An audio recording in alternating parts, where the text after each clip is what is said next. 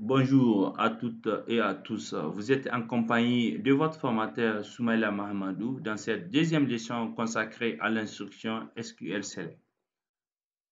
Nous allons voir c'est quoi les objectifs de ces cours, la notion de schéma, les fonctions de l'instruction Select, les syntaxes de base d'une instruction Select, les opérations arithmétiques réalisables dans les expressions au niveau de l'instruction Select et les types de données de base que vous utilisez couramment sur une base de données. Enfin, nous allons faire une démonstration qui permettra d'affiner un peu ce qu'on verra dans cette leçon.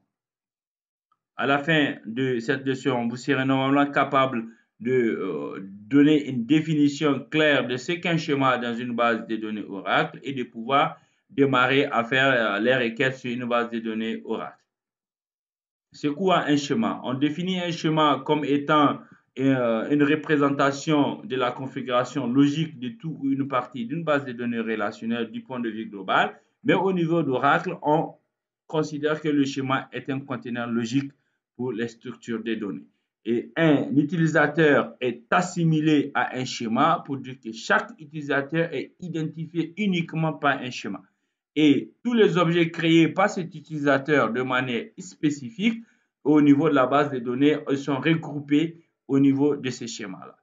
Et lorsque vous avez plusieurs schémas dans la base de données, donc chaque utilisateur a son schéma, cela veut dire quoi? Ça veut dire que si vous avez une table, par exemple, département dans le schéma 1, donc à l'utilisateur 1, et vous avez la même table une autre table département qui a le même nom dans un schéma 2, donc de l'utilisateur 2, alors les deux tables qui ont le même nom se trouvent dans une seule base de données, mais au niveau de chaque table est identifiée au niveau du schéma de l'utilisateur.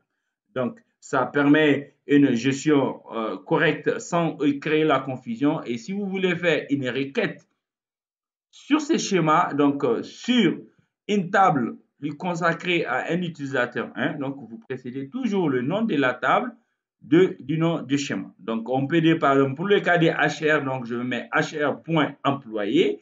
Et si j'ai une autre table dans le schéma Scott, par exemple, vous allez vous retrouver avec Scott.employé au niveau de la base de données. Voilà un peu de manière précise la différence entre la notion de schéma au niveau d'Oracle et au niveau de certains SGBD.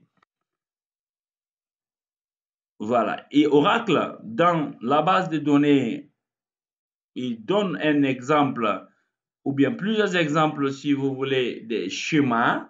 Donc, vous avez des schémas HR pour Human Resources, vous avez des schémas BI pour Business Intelligence, vous avez des schémas OE, vous avez un schéma SQL. Il y en a plusieurs types de schémas, mais l'objet dans ce cours, nous allons voir uniquement le schéma HR et probablement est le schéma Scott. Ici, nous avons une représentation de l'entité relation au niveau du schéma HR. Vous avez cette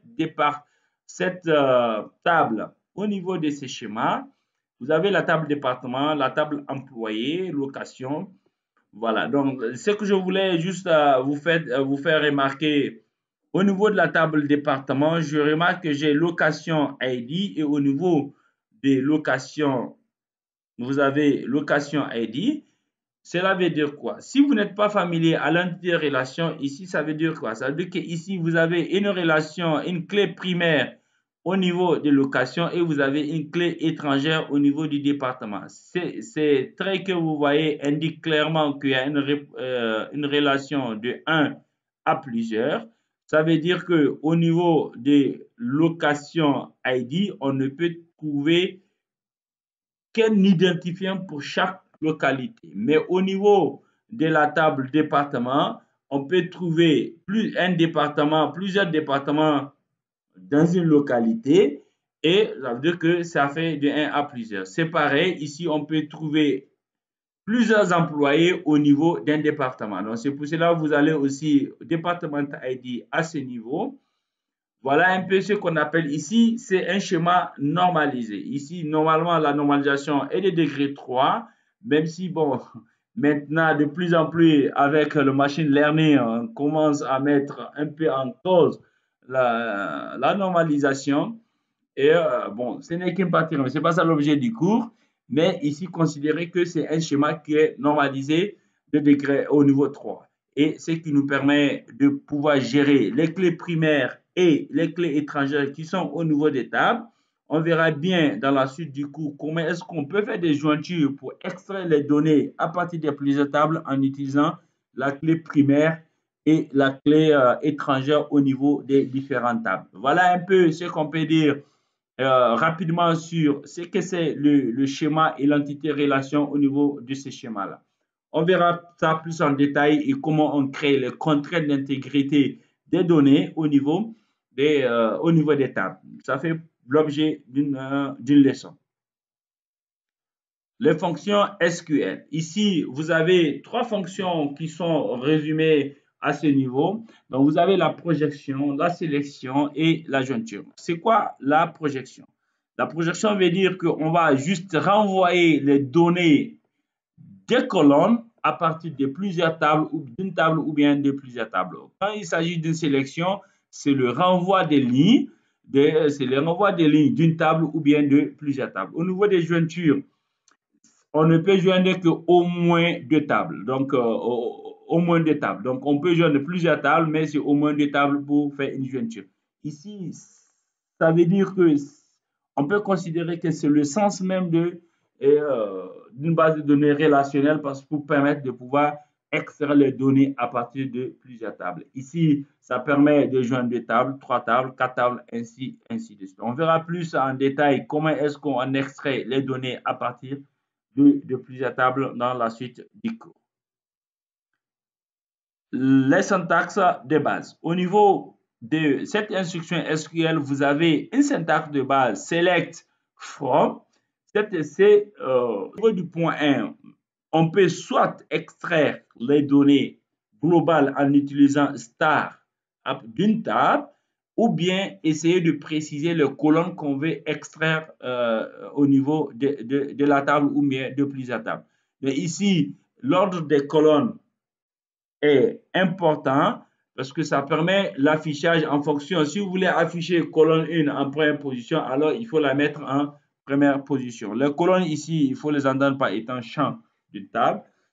C'est la même chose. Maintenant, vous avez un mot-clé distinct ici qu'on peut toujours introduire au niveau des select qui permet d'extraire les données de manière distincte s'il y a un nom d'un département ou bien d'une localité qui est répété sur le champ localité. Ça permet de filtrer et d'extraire uniquement les données qui ne sont pas en double. Donc, ça permet toujours au niveau du point 1, on peut toujours écrire une expression.